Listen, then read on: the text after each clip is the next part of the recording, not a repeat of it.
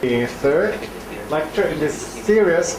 So as I announced, this will be a little bit more seminar style, but I think there's enough time also. And I would actually appreciate if you could keep asking questions during the talk. So when I thought about what to present in this third lecture, I had the audience in mind here. There are quantum people, there is string theory, so I thought I'd choose something which might be of a little bit more general interest. The other alternative would have been to talk more towards the bio applications, but I guess this would have been appropriate for a much more selected group here in this audience. So I'll tell you something about quite hot development, really quite recent, only about the last four or 5 years at most, perhaps 3 years. And then again, I will present it from my perspective, and this involves André Barato, who is my current postdoc, and 3 grad students. Now, I just said it's a recent topic, but of course, you could also argue that it's a quite old topic, because all of you have heard of Maxwell's demon and the Zillett engine. So the question was whether you can extract heat from a heat bath and to transform it into work. And you know that Maxwell at that time was argued that it should be possible in principle. So the idea is I have a gas here at uniform temperature, but of course there are hot particles. The red ones are moving faster than the blue ones. And if there is a smart demon who sees a hot one approaching this wall, he opens the door, and if a cold one approaches from the left side, the door remains closed, and after some time it looks like one could establish a temperature gradient, which could then be used in a Carnot-like, machine-like way to, for instance, lift some weight. Okay, so that's of course an old topic. So let me give you an overview of what I want to talk about today. We need a one-slide reminder on the basic concepts of stochastic thermodynamics, and then I will show you how for these Maxwell-type demon machines you can apply these ideas and how you can derive fluctuation theorems, which now include the effect of an observer, of a measurement, and of some feedback action on the system depending on the measurement. This is what I call non-autonomous machines, and I think it's presumably fair to say that we understand them in a sense which I will make more precise quite well. And then I will focus or turn to autonomous machines. You might think that's simpler, but in fact it's a little bit more delicate. And I think there the jury is still out. We do not yet have a complete understanding, which means that I'll basically have to show you 2 case studies. So I will tell you about an autonomous reversible Maxwell demon where we can actually calculate linear response and Onsager coefficients. And then at the end, my third example will be very recent work on cellular sensing, where you can see or you can explore the relation between information which a cell, for instance, the E. coli has to get in if it wants to do chemotaxis, and you can ask how is that related to the biochemical machinery underlying this sensing process, which is obviously non-equilibrium and which will cost some free energy, and you can ask whether or not there is a relation. So this I will cover in a very simple model at the end. Okay, so just again to remind you on the notation. So in the first part, I will be dealing again with this Langevin type dynamics for the system on which the demon is supposed to act. So we have overdamped motion, we have stochastic noise obeying the Einstein relation. We have this first law, which we will again need in order to define what we mean by extracting work from the system. And we have this stochastic entropy written here in a very compact way. And I've told you yesterday at length about how you get these kind of relations. and we will see how these such integral fluctuation theorems can be extended in order to include the effect of measurements and feedback. Okay, so I just introduced the Maxwell demon. There is this other version, which is the Szilard engine, where you basically have one particle in the box, and suppose you can measure whether it's at any given time on the left half or on the right half. You could introduce a wall with a spring, and then in this situation the particle would hit that wall, would compress the spring, which would then could then be used to perform some work. Now this looks like a free lunch, but of course we know for quite some time now that there is no free lunch. At the very fundamental level, at least on average, you cannot beat the second law, and the solution to these kind of problems is, while it's in principle allowed by the first law, Landauer and later Bennett have shown that erasing the information you have acquired in this measurement will cost you per bit kBt ln2, and then the world is fine again and the second law is obeyed.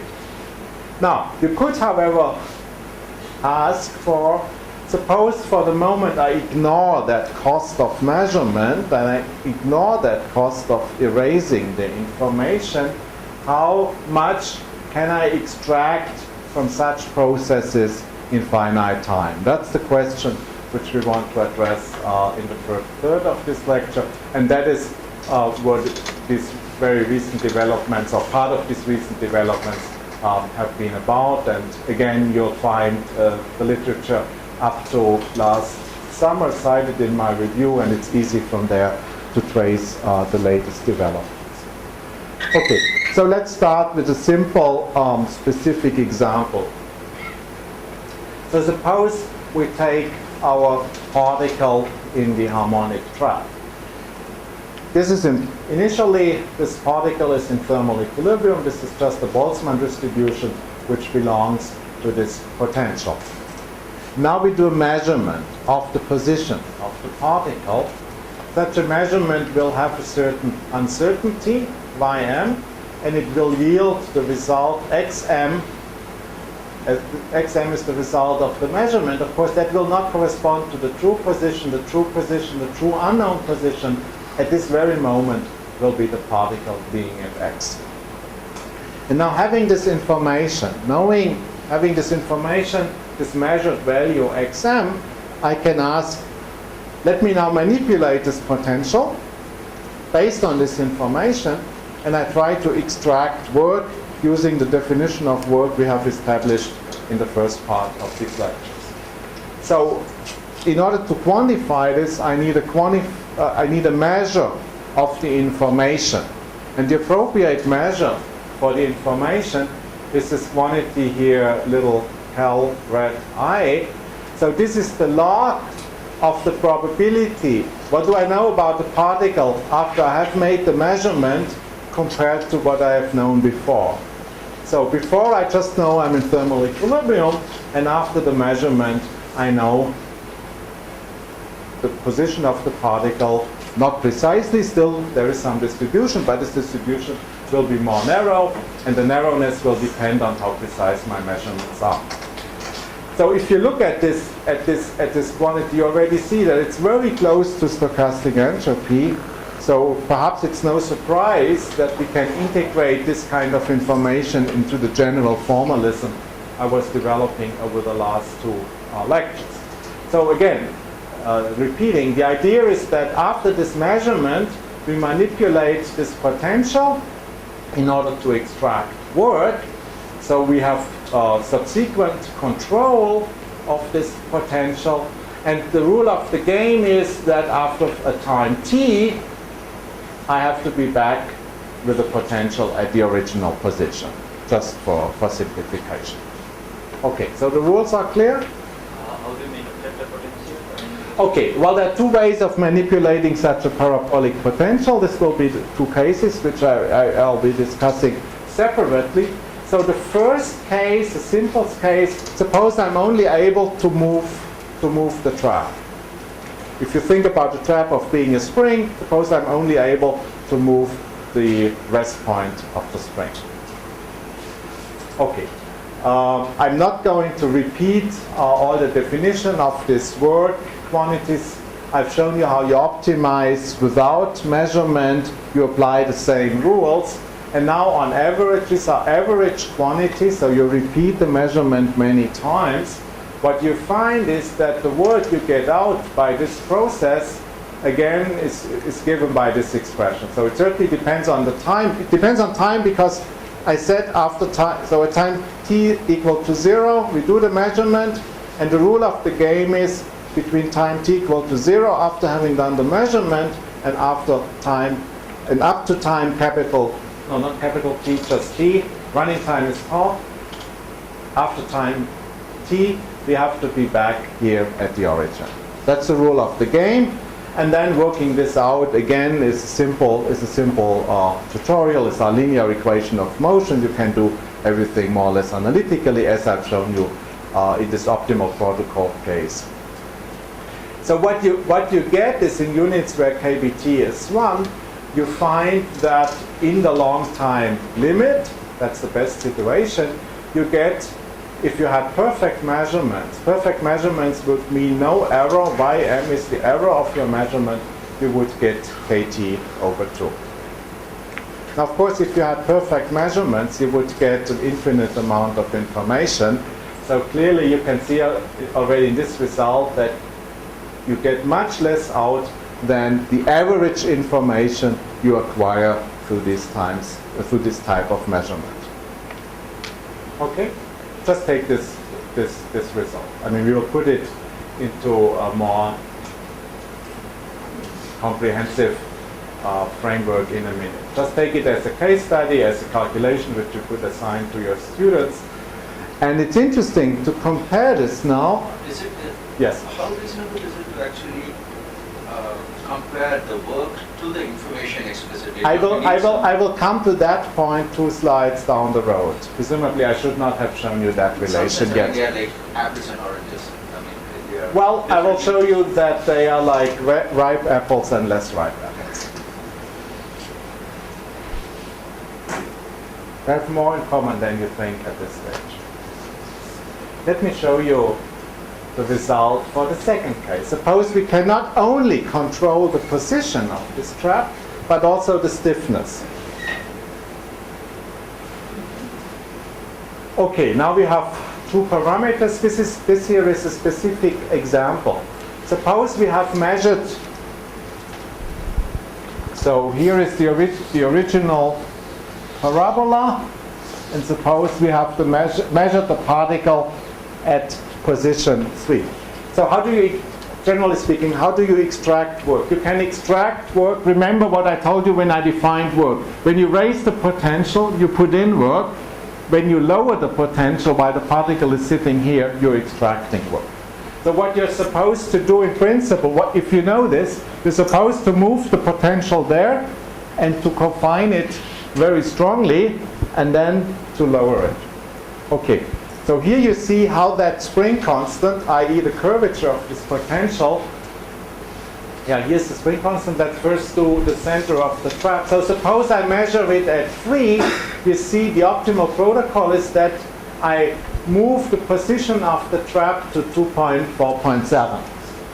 It's not exactly 3 because I'm not infinitely precise, and it's still more likely that the true position is left to what I've measured, because I know that initially I've started with a thermal centered distribution rather than it's to the right. You know, just that you get a little bit of feeling for these systems.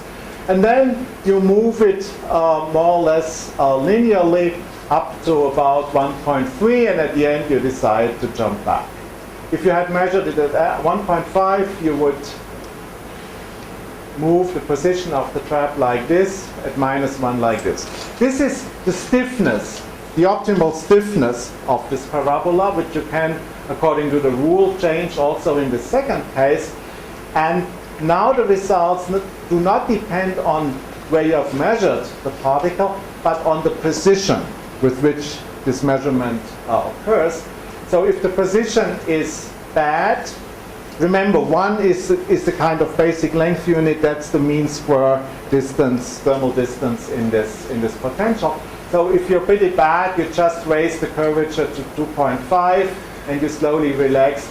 The more precise your measurement is, the more it pays to really confine this potential and then trying to extract more work from this.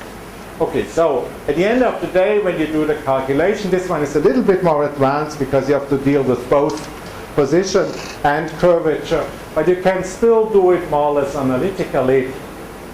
You find that in the long time limit, you can actually recover all the information, and at this point, you suspect that you're not talking about apple and oranges anymore. So you're just making an Yes. initial measurement at t equal to 0. I do one measurement at t equal to 0, and the rule of the game is after time t, the potential has to be back at the original position and with the original curvature. Of course, the distribution of the particle will not, at any finite time, not yet correspond to the initial thermal distribution after this process. Why do you jump at the end? Well, you could have asked me that yesterday at the first lecture. Why do I jump in the optimal protocol? It's a little bit like the initial jump, not precisely. You see, again, it's good not to have too strong slopes here. So it just turns out that it's better to have on average smaller slope and then have this jump rather than doing it in a straight line. But I don't have as good a physical interpretation for the last jump as I have for the initial jump. We do have one, but this is more lengthy, and we have to talk about entropy rather than about work. But let's leave this at this point. Okay, so why apples or apples and oranges? Now we have to go back to the theory. It turns out that the fluctuation theorems, these integral relations I have introduced, can be generalized to this situation where we have additional information through a measurement and feedback. And the first seminal paper on this was by Sagawa and Ueda 5 years ago when all this started and exploded. So what they've shown is that you can generalize the Jarzynski relation to this relation where this information, and I again should remind you on the definition of I is the log of p of x after I've done the measurement divided by what I know about x before the measurement. This is a trajectory dependent quantity. This depends both on x and on the measurement. Both are stochastic variables. These are still trajectory dependent variables. I put them into the exponent and I average over the ensemble, which now means averaging over all possible measurements with the appropriate weights. So can I think of this as some kind of relative entropy? You could, yes, good point, thank you. Now suppose I average this over all x, but I keep the measurement fixed. So let's average this little I at fixed measurements, but still over all possible trajectories. Then I have something like Pxxm ln Pxxm P of x dx. And now you see this is precisely relative entropy Kullback-Leibler distance between this distribution and this distribution. This quantity tells you how much these distributions differ. Now one further average over all possible measurements will lead to what is called mutual information between, let me call that I, between the quantities x and xn. This is symmetric in the two distributions. This is not symmetric, as you know, but this is positive because it's Kullback-Leibler. But on this level, and that's what you have to put in the exponent, it still depends both on the x and on the xn. Okay, I'm not going to show you the proof of this. It's again, they did it with backward and forward thing. You can do it even without talking about backward trajectory. It's somewhat technical, but not too difficult once you have seen it once. And if you want to see the proof, I recommend this paper. Let me rather talk about other cases and generalizations of the Sagawa-Ueda relation. As I've emphasized often enough, the Jarzynski relation applies only to systems where you start in thermal equilibrium and where at constant control parameter you reach equilibrium. Yesterday I spoke about non-equilibrium steady states for which there is no Jarzynski relation, but for which there is this relation. And again, even in such non-equilibrium steady states, you can think about what happens if I do a measurement and suppose I now change that parameter which is responsible for the non-equilibrium steady state, like the force, in an appropriate way depending on the result of my measurement, and then you can prove that this integral relation becomes this one. And I should mention, I did not say this yesterday, that if you are at constant control parameter in an S, there is another integral relation where you're not looking at total entropy production, but only at excess entropy production, which means you subtract the kind of heat which is inevitably dissipated at constant control, and then this is a relation which will tell you how you get from one non-equilibrium state to another one, and then this kind of excess heat, as it is called, is constrained by this relation. And again, in a similar way as we have shown here, you can generalize this to the case where you have measurements. Yes, please. What is this EXXM? Well, that's the probability of the true position conditioned on the measurement result. So is it about finding at x at time t given it is xm at time 0? No, it's not. No, this is about x at time t plus epsilon, where you have done the measurement at time t. It's like a delta function plus something? Oh, it would be a delta function if the measurement was infinitely precise. Okay. And if the measurement has no precision whatsoever, it's the original. But you see, if it's the original one, you don't get information. If it's infinitely precise, you get infinite amount of information. So why is it important to have these integral relations generalized to this situation? Well, as you know from these integral relations by Jensen we get an inequality. So again, here are these integral relations, and this is the corresponding inequality, which I've called the corresponding second law, quote unquote. And now you see suddenly that there is a relation between the work you get out. These are now average quantities. Capital quantities are average quantities. The work you get out and the information you have acquired in the measurement. And since I demand that after time t I'm back at my initial situation, there is no delta f. So you see that I can prove very generally, Sagawa and Ueda, following Sagawa and Ueda, that the work I get out cannot be more than the information. And this is why these two quantities have something to do with each other. And similarly, in this non-equilibrium steady state situation, I can get similar results here.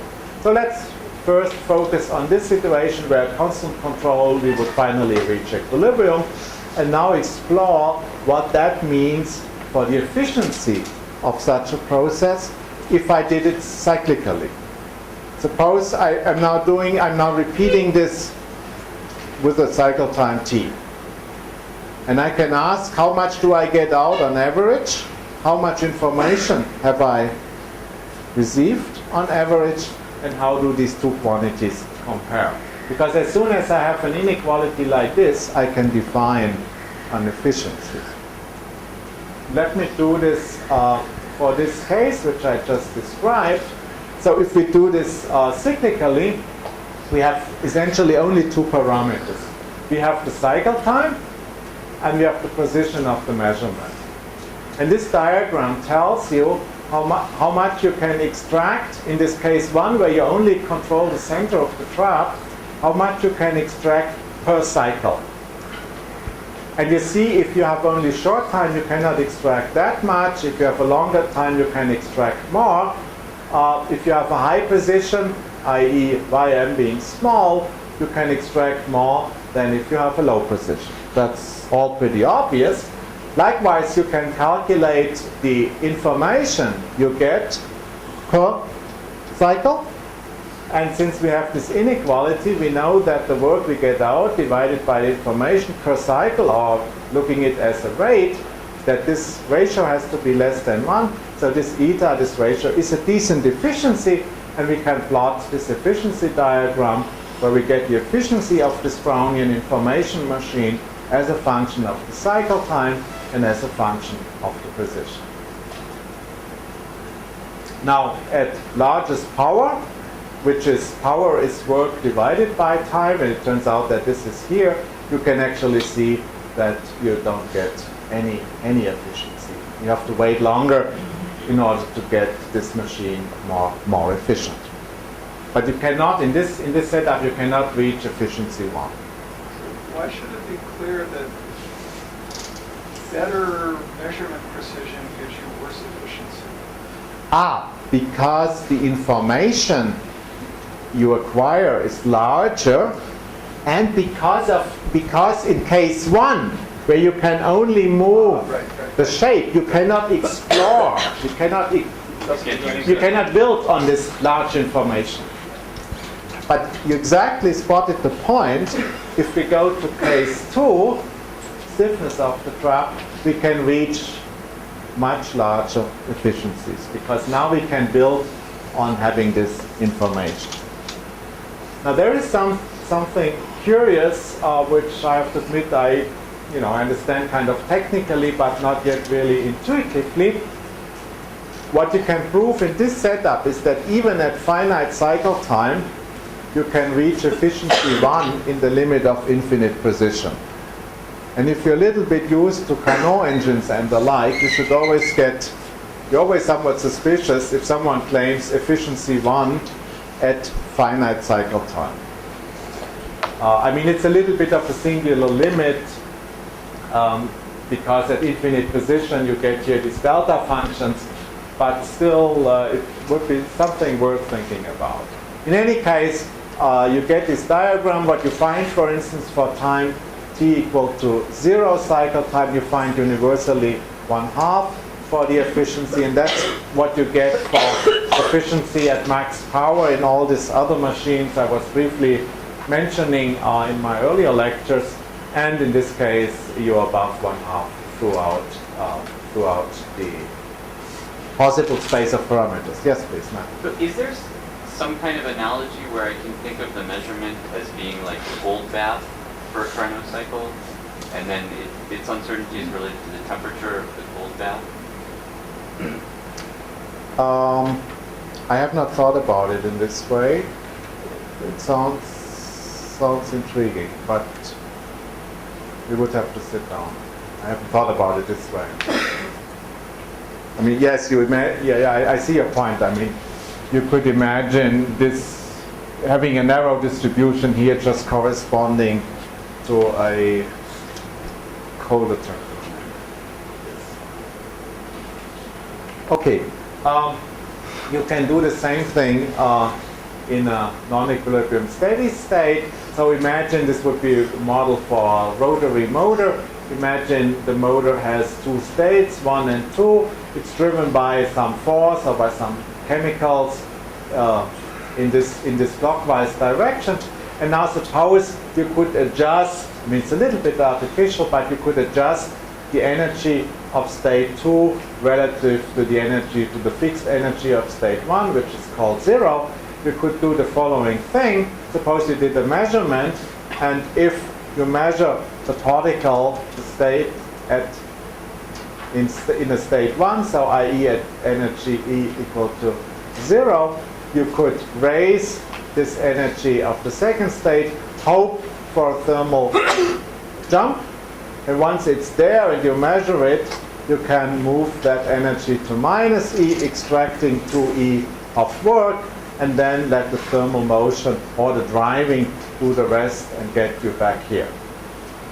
This is just the simple situation you can conceive for such a non-equilibrium steady state. And again, you can look at the work you get out as a function of the cycle time, i.e. the time between different measurements. Of course, in this case, you also have to pay for generating the non-equilibrium steady state. How much you pay depends on how strongly you drive it. This is for driving of force 1, this is driving force 2. But in both cases, and here is the information you get per measurement. In both cases, there is a regime where you can actually extract more than, that's the word out, for short times you can extract more than what you pay for driving the whole thing. And again, you could think about optimal E changes, and you get diagrams like the previous one, which will I spare you. Okay, so let me summarize these, what I call non-autonomous information machines. So it turns out that the information acquired in a measurement and the subsequent feedback control can be integrated smoothly into the whole formalism, basically because this already looks a little bit like stochastic entropy. I mean, this is your distribution after the measurement, this is your distribution before. Log ratio was what we called the change in system entropy yesterday. And therefore, optimization, I mean, all this has become a little bit of an industry. Optimization, finite time corrections to the saturation of these inequalities, all that's easily doable, and you can take your favorite system and just play the game. Now, if you lean back a little bit, you may say, well, but that's not yet really fair and satisfactory, because we have not included the real costs of the measurement and the erasure in the system. So let's now do this. And there was really a beautiful suggestion for an autonomous daemon just last year from Mandal and Gerzhinsky, which I want to explain first, and then I'll tell you how this can be extended even further. So their idea was to come up with a scheme where measurement and erasure don't have to do by hand, but somehow intrinsic to the system. And the system consists of 3 players. The first player is a tape. It's a tape which has zeros and ones. And this tape is moved with constant velocity towards and beyond this 3-state system, which is the daemon. This daemon can consist in 3 states, A, B, and C. And attached to this 3-state system is a weight. And this weight will be lifted whenever the daemon moves from C to A. And when the daemon moves from A to C, this weight will be lowered. So what are the rules for the transitions of this 3-state system?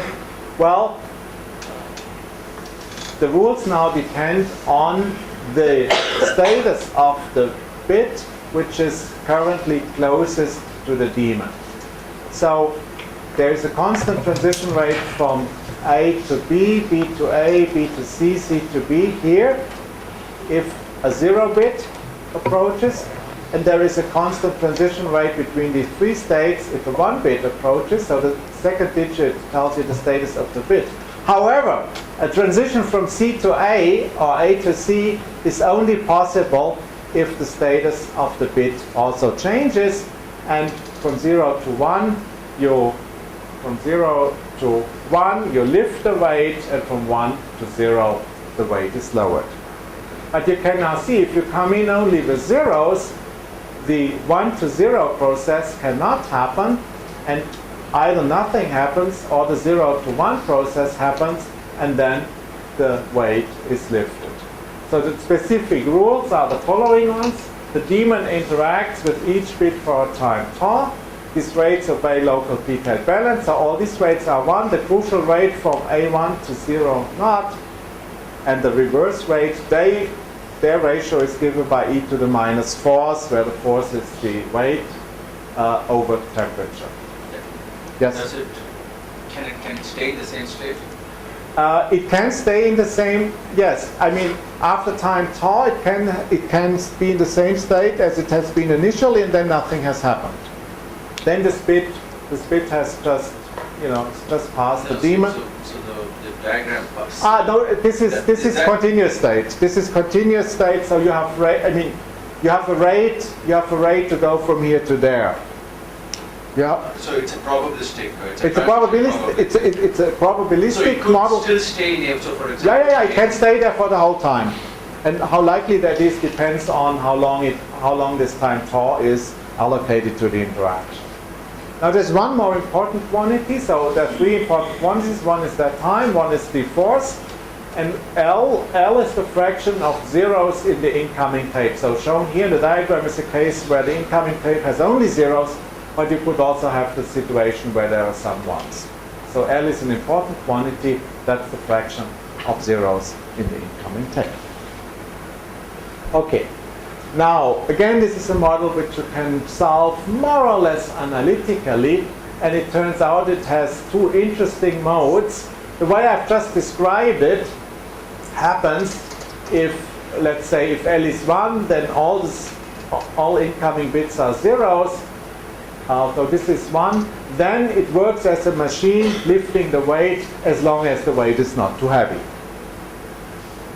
It can also work as an eraser. Suppose you would send in that part of the tape from the left. If this information stored here in the tape can be erased at the expense of lowering the weight. So in this mode, if L is less than this force, turns out that it's an eraser. You can use the mechanical work to erase, let's say, a random sequence of zeros and 1, and in the end you would have only zeros anymore. So it has these two modes. Now, how do we define entropy change in that system? Well, there's certainly the entropy change of this whole thing. Since we had temperature in the problem, I should actually have included temperature here. There will be certainly some heat extracted from the heat bath, because from the perspective of the first law, of course, raising this rate comes at the expense of extracting heat from the heat bath.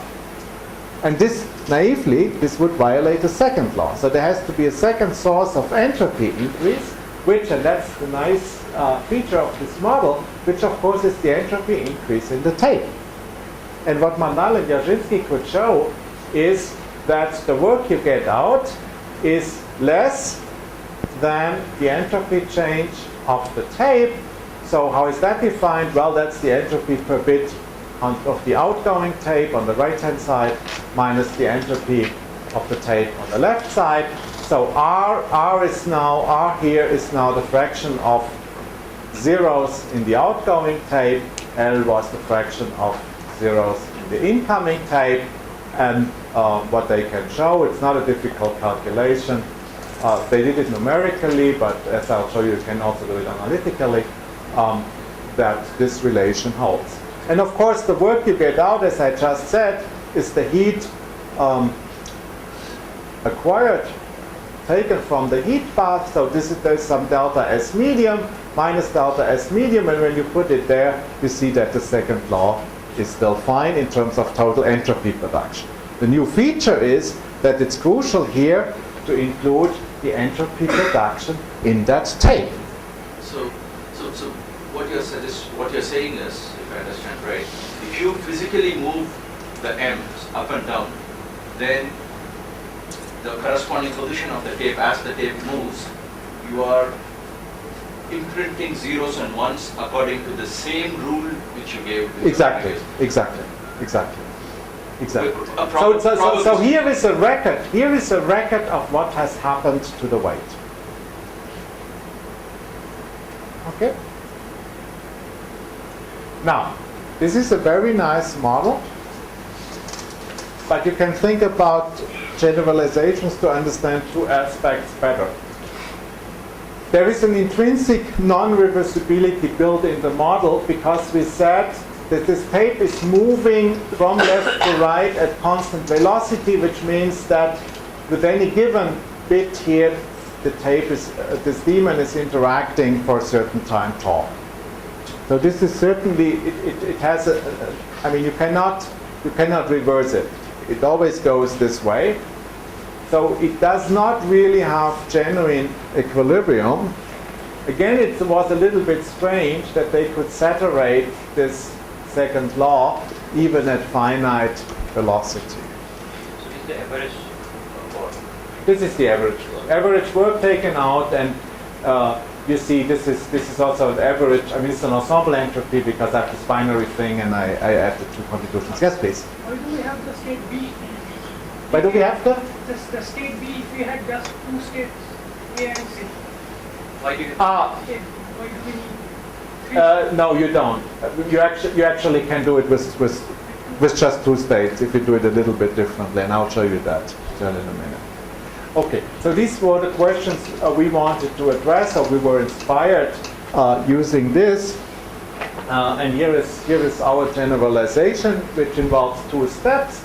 The first step is that we wanted to get rid of this finite cycle time tau. So we wanted a fully stochastic description. So suppose we change the rules of the game slightly. So here is that daemon, which I call E for reasons which will become clear later.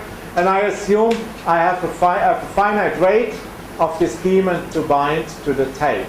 And this rate I can either bind to a 1. So the digit here on the left position is the bit, the incoming bit. The digit on the right position is the outgoing bit. So I have a rate here which is proportional to L. Let me show you this way, to L. L was the fraction of zeros. The more zeros I have in the tape, and I should add in parentheses, we're not keeping correlations in the tape yet. So this is a kind of, well, mean field from the tape point of view. So the more zeros I have, the larger is this rate that the daemon binds to a 0. Then this 0 can either become a 1 when it's going out, or it can remain a 0 with certain rates q, which depend on the force. Okay, likewise you can bind a 1, and you have these possibilities. So you see, you now have a nice cycle network with actually 4 cycles. It's fully stochastic. There's no time tau anymore in the problem. We just have rates basically implemented the old rule. And then it's easy to see, if you calculate the change in the entropy of the tape and the work, the average work, you can easily show that it's a Kullback-Leibler distance between these two binary distributions. L is the fraction of incoming zeros.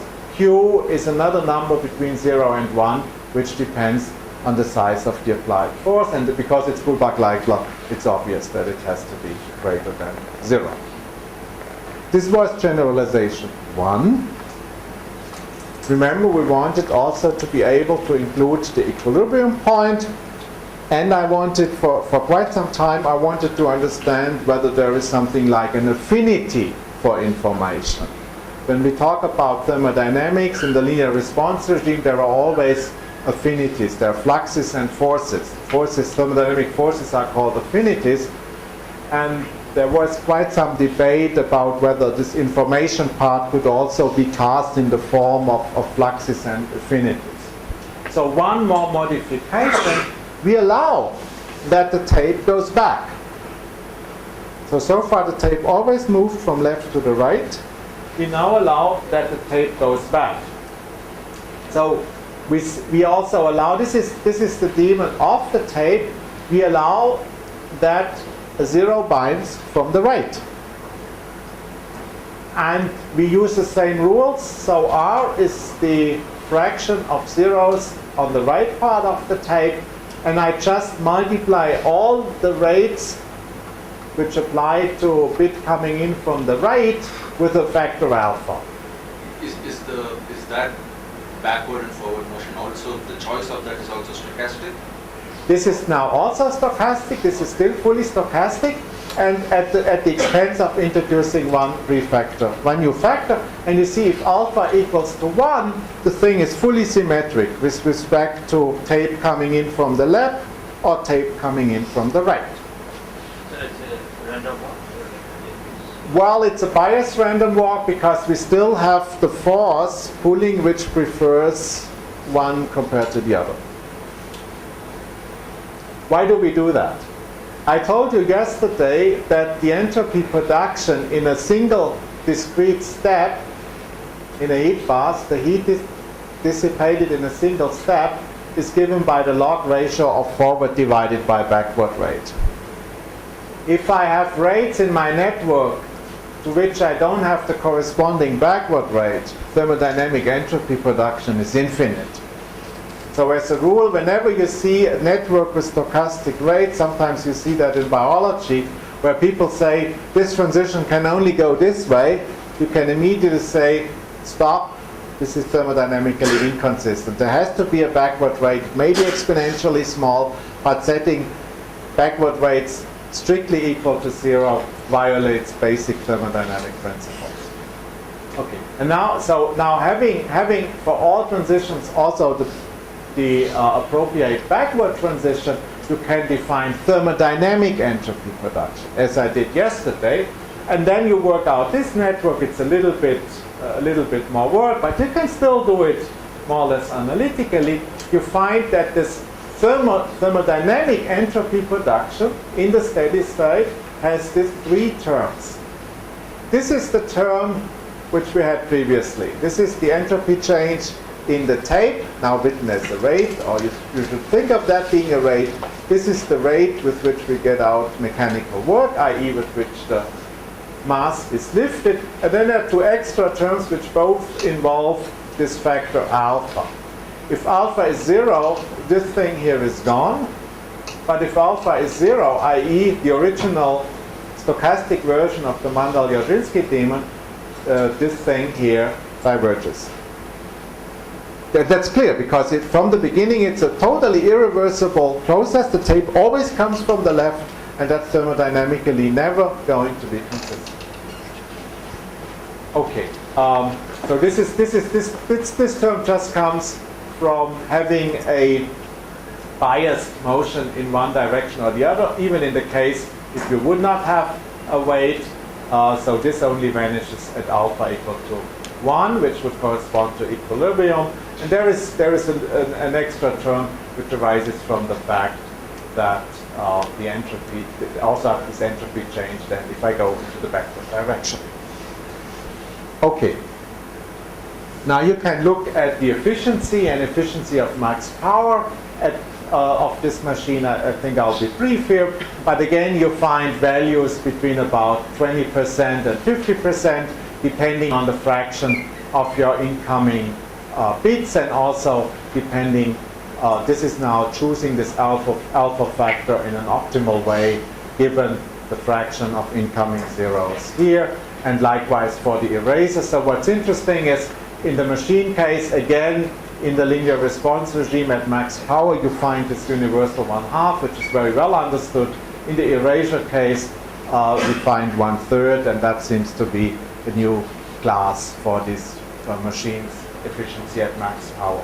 But I don't want to go into this deeper, because I would have to tell you more about efficiency at max power for ordinary machines or molecular motors. Now let me tell you the second aspect why we looked into this model, or why we found it intriguing. This is a fully autonomous model which includes genuine equilibrium. So for the first time with this model we're able to look at linear response of such an information machine. And in order to explain this, I have to cast the precisely same model in a slightly different language. Think about the demon being an enzyme, that's why it's called E, in a membrane separating 2 fluid compartments. So this is a membrane-bound protein, and on the 2 sides of this membrane, which you can hardly see, there are two molecules. On the left-hand side, there are molecules which I call 0 and 1. And because they're on the left-hand side, they get an index L. On the right-hand side, I have other molecules which I call 0 and 1, and they get an index R. You could imagine that I have taken the previous tape and I've just cut it up and dissolved the bits in this aqueous solution. And now the rules of the game are the following ones. I can now, such a molecule, any molecule, can bind to the enzyme and can be transformed to the other side. So the empty enzyme, a 0 from the left, can bind to the empty enzyme. And then I have a complex between the 0 left and the enzyme. Now the 0 left complex can be transformed, i.e. the 0 can be moved to the other side, it will become a 1, or the other way around. And now these are the possible chemical transitions. You should think of chemical binding and reaction events. And these reactions now take place depending on how the affinities are, i.e. how the chemical potential, i.e. the concentrations of these molecules are, of these four species are in the respective sites. So this is what's called the affinity. So these are the four chemical potentials. I have another affinity because I imagine this weight being associated with the enzyme. So whenever the enzyme moves a 0 from the left to the right, it again lifts or lowers the weight accordingly as we had in the previous rule. And then there is an overall affinity preferring transitions from the left to the right. This would correspond to this alpha. So all these affinities you're going to, it's determined, right? It's already. They are model at this stage in this chemical picture. They are model parameters. At this stage, I assume I can. We'll come to that. At this stage, I can assume that I can choose the 6 affinities independently. Because if you said, like you said, if you were like chopping up the your yeah. tape, then there are like relationships. There are relationships which we will implement in a second. But suppose I had shown you this diagram first and I had explained you this rule of the games, you would not have asked this very good question. Okay, so from the chemical perspective, there are 6 affinities, and now I can look at small affinities, i.e. I'm close to equilibrium, and then very generally speaking, the total entropy production, thermodynamic entropy production, is given by cycle currents times cycle affinity. So we have 4 independent cycles in this model, or written in terms of affinities and Onsager coefficients close to equilibrium, we have this quadratic form. This is just the usual Onsager form, and as I just told you, we have 6 affinities. So we have 36 Onsager coefficients up to symmetries. But now we go back and have the tape picture in mind. And then we have additional constraints, which mean we have to have as many, let's see, F2 and F3. So did I do this? Okay. Yes. We have now a relation between the concentration of the 0s and the 1s. Because measured from the respective equilibrium point, which is at 1/2, we get this minus signs for the 0s and 1s on the left-hand side. We get the minus signs for the 0s and 1s on the right-hand side. And we have an additional constraint, which comes from the fact that the transition from 0 on the left to 1 on the right involves the size of this force. So we have actually 3 conditions among the 6 affinities. So at the end of the day, we have an effective Onsager matrix which only involves 3 affinities and 3 currents. And again, it's nicely, it obeys the usual Onsager symmetry. Okay, so there is now a picture. This is, I think, the first model of a fully reversible autonomous demon which obeys which has a genuine equilibrium for which you can sensibly talk about linear response. And I think that's that's nice, and there's still open questions. I mean, we have now identified the information, the affinity for information in this particular model. It's still a case study, and it would be nice to see how and whether something like this exists in more general ways. And of course, we have ignored the role of correlations, as Manda and Jarzynski have along the tape. This is certainly open and interesting questions for future studies. Okay, so much. Are there questions to this model? Yes, please, Matt. So, can I think of it as just a closed system in equilibrium? No, you can think of it as an open system under non-equilibrium conditions, because you see it's not in equilibrium because all these affinities are non-zero. I mean, I'm driving it. I'm providing more zeros on the left, and on average this will then generate more ones on the right, and in a finite system the concentrations would change, so I have to feed them in here and take them out here, like in a chemical reaction. Okay, thank you.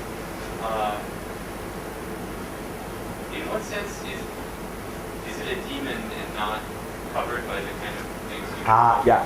That's an excellent point, and that's why we do all this. I believe, and this will become more clear when I show you the third situation I want to discuss. At the end of the day, in autonomous systems, there are no demons anymore. I think that's what you're hinting at. Yes. But what is currently a hot debate is, if you want to interpret your system as a demon, what is this dictionary between talking about it like as it was a demon and talking about it like it's a fully autonomous system which obeys the ordinary rules, because you and me, we both believe at the end of the day there are no demons. And this whole, one big motivation for all this is trying actually to eliminate the demon. And that's why I'm so interested in this autonomous systems. And we can perhaps come back to this So it's a reinterpretation of a system that was could be understood in the previous language, but the questions you ask about it or the quantities you calculate are different from what you would have thought to calculate in the old language, like these informations and stuff. Yes. Yes. So I planned this talk, and this discussion is about, I start from the original Maxwell demon picture, and I try to understand better and better, and in a sense to eliminate more and more the mystery of a demon.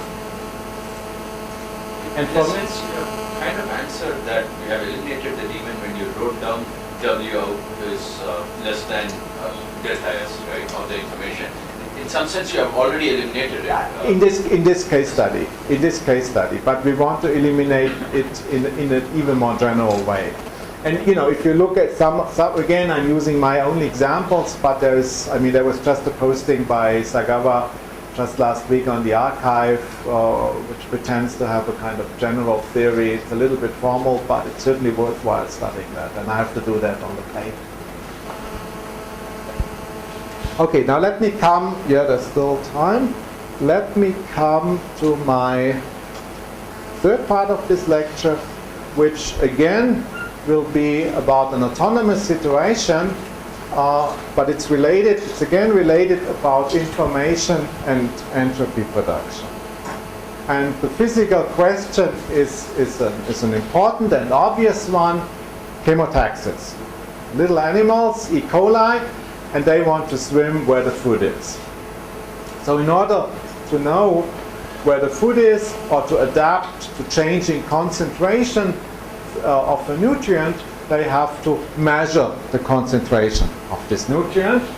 And this involves some complicated biochemical machinery. For this talk, we only need to know very, very little about it, because we will model it in a kind of paradigmatic way. So basically, at the membrane of this E. coli there is a receptor, and the nutrients can bind to this receptor. And when a nutrient binds to the receptor is in a certain state which activates some downstream protein, and this then is transmitted to where the motor is and may say let's now swim or let's stop swimming. I can keep it as simple for this discussion. And of course many of you might know the beautiful work by Burke and Purcell starting this, and again more from the biophysical side there's quite some activity trying to model this. So, and I was inspired by this recent paper by Lan from the two group on the Nature Physics paper. So when you think about this and you have the previous topics in the mind of your background, you can ask the following question. I mean, obviously, this machinery here acts on this information. Now, so that the E. coli acquires information about an external process. This is a non-equilibrium machinery which costs free energy for its maintenance. I mean, these are all these processes are out of equilibrium. Now you can ask the following very general question. You can ask whether the information, the rate of the information which this E. coli acquires about changing external conditions is related to the thermodynamic cost it takes to maintain the very machinery used for this sensing process. So a little bit more general, so there is some time-dependent external process, like the concentration of the nutrients. This is recorded in some internal state of a downstream protein, or the concentration of such an activated protein. And the question is, when we talk about the rate with which this happens, is the rate of information acquired, the Y system in a sense acquires about the X system related to the cost of maintaining that network? It's a very general question. I have to admit, when I started, I thought we can prove that you have to pay more than you actually get information in, and this expectation came from our previous experience. I've shown you. Because otherwise, why is the E. coli going to swim if there is no spatial gradient? Can sit there and eat it? Yes, but for instance, suppose the option is, let's say, closing the window or opening the window. If light comes in, or light, during the day you want to open the window, during the night you want to close the window. So there is some external time-dependent process, and you want to sense and record this internally in order then further downstream to perform a certain task. I mean, I'm just using this as a motivation. Imagine it as follows, like if there is nutrients, I will do some extra processing. Yes. Yes. And things like that. Or I'll shut that machinery down if there is no nutrient, Yeah. that kind of Yeah. But also, my understanding is that the E. coli are always moving, and the question Yes. they sense the spatial gradient Yes. as a temporal gradient, and Yes. they decide, do I keep moving in this direction? Yes. If it's increasing, or do I stop? Yes. And Yes. rework? Run and tumble. So, Run and tumble. Keep on going or tumble, searching for a new direction. But since our model is so primitive, I try to cast it in the most general, most primitive form. Okay, so conceptually, what is this? Well, let's say the environment has only two states, XA and XB, and let's say the internal state of the E. coli of that protein is also just two states, activated or non-activated.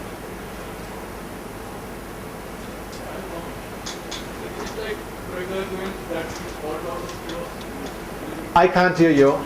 He's saying is it like Prigozhin's order out of chaos or something like that? Okay, let's not go into Prigozhin. It is what it is. And what Prigozhin meant in the last part of his life, I do not fully understand. It is what it is. So, you have an external process xa to xb, and let's assume it switches with a certain rate gamma between two alternatives, between A and B. If it switches to B, the internal variable, which is called here y, the internal variable prefers to go to y, B. If the external process switches back, the internal variable is supposed to switch back to here. So you see there are, now as a four-state system, there will be a large correlation between these two states and these two states, and whenever the external state switches from A to B, and the internal state is still in A, there will be a larger rate k plus, so that the ya goes to yb. And in the limit where k minus is 0 and where k plus is infinity, there will only these two states will happen. So whenever the external state has changed, the internal state will respond immediately. These are the rules of the game. Okay, so the external time series alternates between these two values. The record, internal record, alternates between these two choices. And now I want to quantify the information the y variable has about the x process. And this is what is called the rate of mutual information. It's a symmetric quantity again.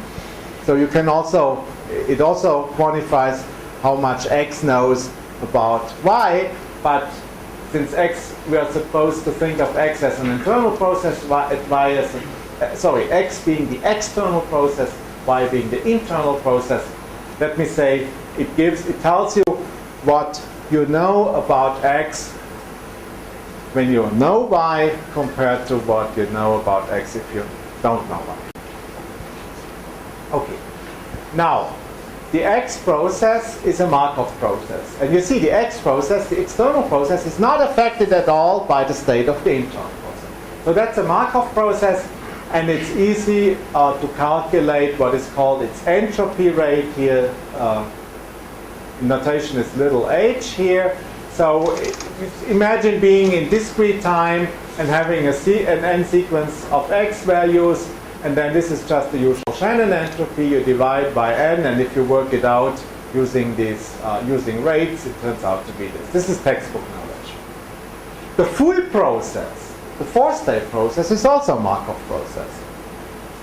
Also, this full four-state Markov process can be worked out analytically. So alpha, beta are the transition rates for the different x states. Ij are the transition rates for the different y states. The problem is to quantify the entropy rate of the y process, because that is a non-Markovian process. That process depends on the state of x, and there is, at least to my knowledge, no general expression for how you would calculate the entropy rate of a non-Markov process. But we need these entropy rates because the rate of mutual information is this difference here. So you have to go back to, well, there are bounds. There are for non-Markov process, there are bounds which I've written here. So this entropy process of the y process is less than looking at this entropy, and it's more, it's more than if you include here the first x state. This is still in discrete time, so you get, these are bounds. The more you include here, the sharper the bounds become, and it turns out that all upper and all lower bounds for different n actually converge. And let me just show you here the result for this toy model. So this is now the upper bound on this mutual information. This is the lower bound as a function of the discrete time tau. And of course, at the end, we're interested in the limit tau to 0 because we want to see it as a continuous process. So here I've chosen specific values. Gamma is 1, k plus is 25, k minus is 5. So first information, all these bounds, and you can find these bounds in Cover and Thomas, which is the standard textbook for information theory. all these upper bounds converge, all the lower bounds converge to 0, so that's actually useless. And if you do numerics, I'm not going to tell you how to do the numerics, but you basically have to generate long time series. It's not entirely trivial. You get, these are the values you get. So you approach a value somewhere in between as tau becomes to 0. So we are able to calculate this mutual information. So this is shown here now as a function of k minus, k plus we keep at 25, and it's, you see, it's the blue, it's the dotted curve here. So this is the rate of mutual information as we have determined numerically. The blue curve is the upper bound, and the red curve is the entropy production, the thermodynamic entropy production in this network. So we see already in this toy model, because there is a crossing here, we see in this toy model that the rate of information can actually be larger than the thermodynamic cost of maintaining this network, which to me came a little bit as a surprise. Now this is a toy model, and on my last slide I'm going to show you what I think is a simple thermodynamically fully consistent model, which message exactly will be the same, but I think it's worth explaining the model. So we imagine the blue is the state of the receptor. So the state of the receptor can turn between two states, which I call off and on. So the off state, i.e. no receptor bound, no ligand bound, can turn in an on state with the rate which will depend on the concentration of the ligands. Likewise, there is an off rate. Even if you have many ligands, any specific bound receptor can lose its ligand. And when the receptor is in this on state, there's a preference for the downstream protein Y to turn into the activated state Y star. So let's look at this Y star transition biochemically a little bit more carefully. So this is activation, which means phosphorylation, which means that an ATP binds to the protein. So the protein is in this activated Y star state. Of course, it can also lose then this phosphate group again, and then we're here. So this is this cycle. So in this cycle, in such a cycle, just from the perspective of the red protein, one deactivation-activation cycle has been completed at the cost of one ATP molecule, which became ADP and phosphate. Now, thermodynamics tells me that the ratio of the rates along such a cycle is given by the chemical potential difference, or the chemical potential of this ATP-ADP reaction. So typically this is 20 kBt in the cellular context. Now, this Y to Y star reaction can happen on both sides. But the receptor in its on state acts like an enzyme for activation, which means that it speeds up that process. And it speeds up that process with an enhancement factor, which I call here little a. It also speeds up the backward process. An enzyme cannot change the energetics. It can only change the kinetics, which means that if you look at the ratio of backward and forward rates along a cycle, it has to drop out, but it's affecting the individual rates. And this enzymatic enhancement does not happen on this side, while the receptor is in the offset.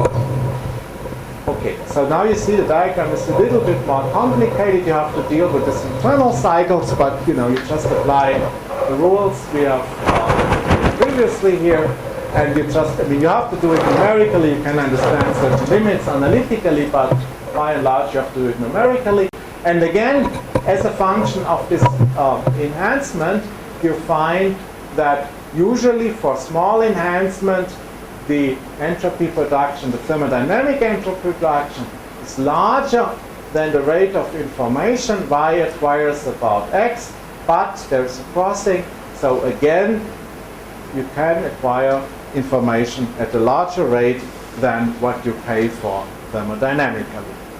again, this is just a case study. It's an ultra simplistic model, but if you can prove something in an ultra simplistic model, well, you have already proven that there is no general relation between the rate of information a sensing system can acquire compared to the cost it takes to keep this sensing system alive. And with this, I want to close. Yeah, I guess I've said this conclusion. Again, it's obvious. There are certainly many refinements, and again, I would expect that much more work needs to be done and has to be done on this particular aspect of sensing, but I think also on this general context of how information can be integrated consistently into this stochastic thermodynamics framework I was talking about these 3 lectures. So with this, I would like to close, and thank you very much for your attention.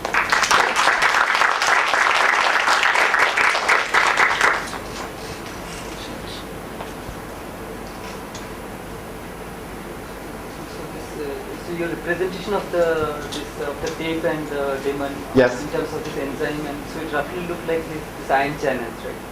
Yes. So, I mean, can one actually model ion channels with this kind of description? Well, I guess as you say, you can apply exactly this kind of description to ion channels. Whether you learn more about ion channels if you have this tape interpretation in mind, I don't know. And I mean, my way was the other way around. There was this model by Mandal and Jarzyński which we generalized, and then I found it helpful to think about it in terms of this chemical reaction ion channel picture. But yes, it's worthwhile to think about whether there is now some back transfer to the ion channels. So my question was like actually the functioning of ion channels. I mean, can it be described by similar like rates and? Yeah, I mean that's what people do. Yes, and that, I mean, but for modeling an ion channel on this level of rates, binding, throughput, release, of course I don't need to know about demons. I can certainly model ion channels on this level, and that has been done. As it has been done on a much more detailed level, how precisely the ion goes through this 5 nanometer wide channel. Finally, one doesn't have to think of demons, right? Because it's No, one doesn't have to think of demons. I mean, that's the whole point. Also, in this very last example, I never spoke about a demon, but I was using the notion of information. Okay. And as I said at the very beginning, I don't think we have the complete picture yet, as we have for stochastic thermodynamics without this information aspect. But we're now acquiring the elements, and I would be optimistic that a couple of years or 5 years down the road, or perhaps next month on the archive, we see a kind of complete description of these systems. I mean, I should mention there was a nice paper by Esposito from Luxembourg, where they implemented essentially the same 4-state system in a quantum dot situation, and on the preprint it was called hardwiring. Preprint level it was called hardwiring a Maxwell demon. The final title in the PRL had to sound less spectacular, but it's certainly a paper worthwhile to look at. Yeah. To go back to your original thing with the potential, and yes. Where you showed that the work you could extract was by the information. So is that a way? It sounds like that's at least consistent with Landauer's principle. Oh, yeah. Is it even kind of a way of proving it within this context? Yes. It's fully consistent with Landauer-Bennett. And in the long time limit, I mean, the Szilard engine, the information you get is log 2, because you have 2 compartments, and you get out KT ln2 if you do it most cleverly. But the key point now is, and that goes beyond what Landau and Bennett did, the key point now is that we can do this in finite time, where we typically cannot reach the bound. But we can ask on, what's given a time, a cycle time, what's the most efficient way of trying to still reach how close can we come to the Landauer bound in finite So time? in finite time, you will find violations of Landauer. No, not violations, but you cannot saturate it. You get less than log 2. But in individual trajectories, In individual trajectories, you can always violate these things. But these statements, the Landauer bound is on average. So your Pxm is asymmetric about xm. Yes. If you work it out for this case, both are Gaussian distributions, but they are asymmetric. Yeah.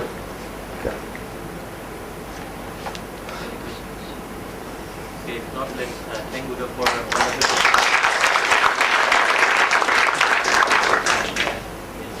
Thank you very much.